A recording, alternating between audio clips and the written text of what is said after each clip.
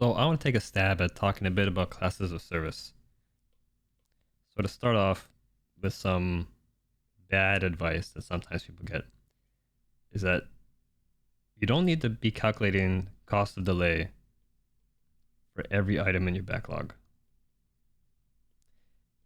Afraid to say if you're getting this advice, you're getting bad advice, and the people don't really understand cost of delay that well.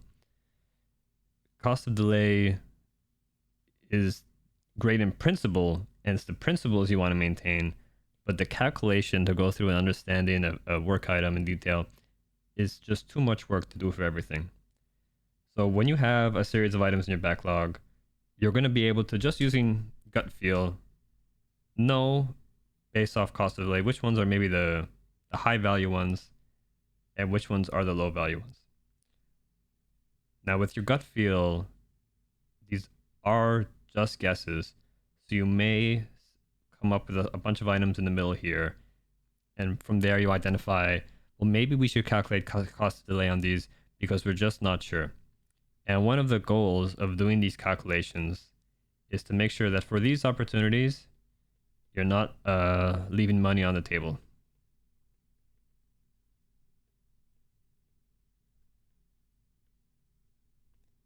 You do not want to miss any potential big hitters out of this group. So going back to classes of service.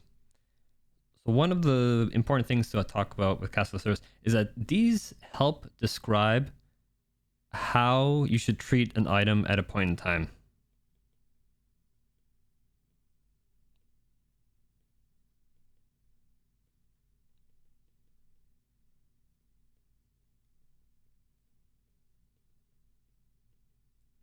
They are not prioritization.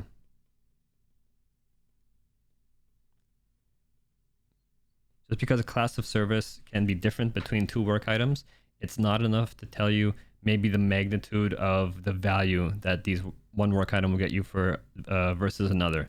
So it's going to be only information local to that one work item. And so hopefully by the end of this, you'll know what I mean. So we're gonna work through a couple different things to look at as we're looking through a class of service. The first one's going to be the payoff function. So this is going to be unique for every item that you have to work on, and it's going to look something a bit like this. So it's important to know that different items in your backlog are all going to have different payoff functions.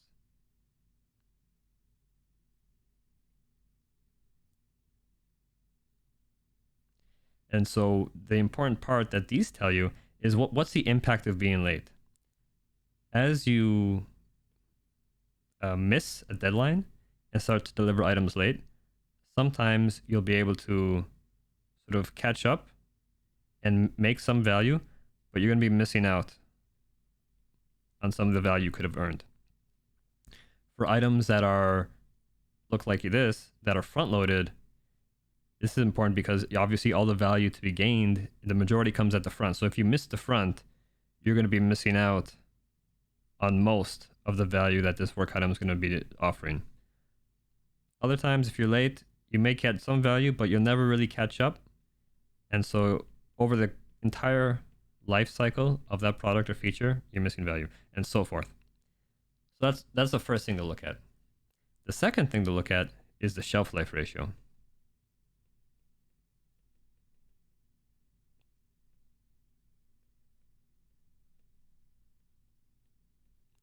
So we're looking at the ratio here is between the time to build and the time that something generates value.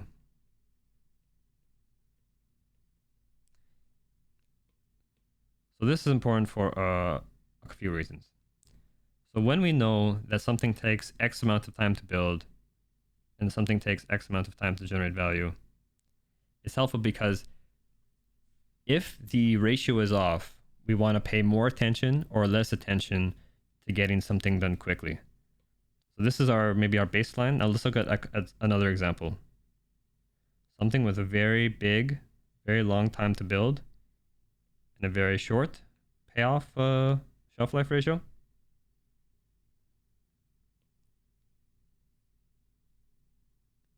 And the opposite situation, something with a pretty short build time and a very long shelf life. Now, how might we treat these items differently? Something with a very short shelf life and a very long build time means that something's going to take a long time for us to build. Maybe it takes 1 year or more to put together, get out the door, and our window to generate value might only be 1 month. And you could think about it, if we're doing our planning wrong, if our process is unstable, if we miss this 1 month at the end of the day, then we're have to be very accurate and hit our target, or else we're going to lose all that value. But if something just takes maybe 2 weeks of work and then we get value out of it for the next 4 months, well, if we're another week late, we've lost maybe some of the value, but it's fractional. We still have a long time to go while this item is collecting value for us. So those are 2 things to look at as we're looking at class of service. And these ones are interesting because they're very product or say feature focused. These are traits of the piece of work. We're now going to look into some things coming from us in our service. The first one here are going to be the start time and the delivery date. So say there's something that we want to get out the door and deliver on this particular date. And our lead time distribution looks something like this, where this is our start time. This graph tells me that if I'm able to start this piece of work on this time here, then there's 100% chance to deliver on this delivery date or sooner. On the other hand, say we start a bit late and say that curve goes over the delivery date. So we're starting maybe a bit late, and there's still a chance we might finish, but maybe we only have 50% chance to finish on time and deliver. So this portion of the curve all represents late delivery. Obviously, late delivery here comes back to these 2 items. It means we're going to lose some of the value from the product based off the payoff function, and it means how much of it we lose is going to be based off of that shelf life ratio. Next, we have predictability. Predictability means that how sort of thin-tailed or fat-tailed are these 2 curves. So if we have good predictability, we might have a curve that is pretty thin, which means that these things sort of fit nicely into a small pattern. As our predictability decreases and gets worse and worse, the reflection you see in the lead time curve looks something like this. Things extend further and further into the future because items are late, items are delayed, and just by chance that we can't control or haven't gotten under control, things tend to take much longer. So the result of that is that whatever items we have, we're going to have to adjust their start times accordingly and start everything much sooner. That's not a problem if we can do that, but in most cases, there's so many things that people need to work on, we can't move those deadlines backwards. So to bring this together, these classes of service and these different attributes help us know how to treat an item in our backlog. If we start something early enough, it's not a problem. But as things go on and things get later, we see that we're going to start losing some of the value from our payoff function.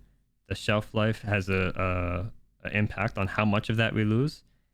And our start time and our predictability all feed into those factors. Thank you very much. I hope that was helpful.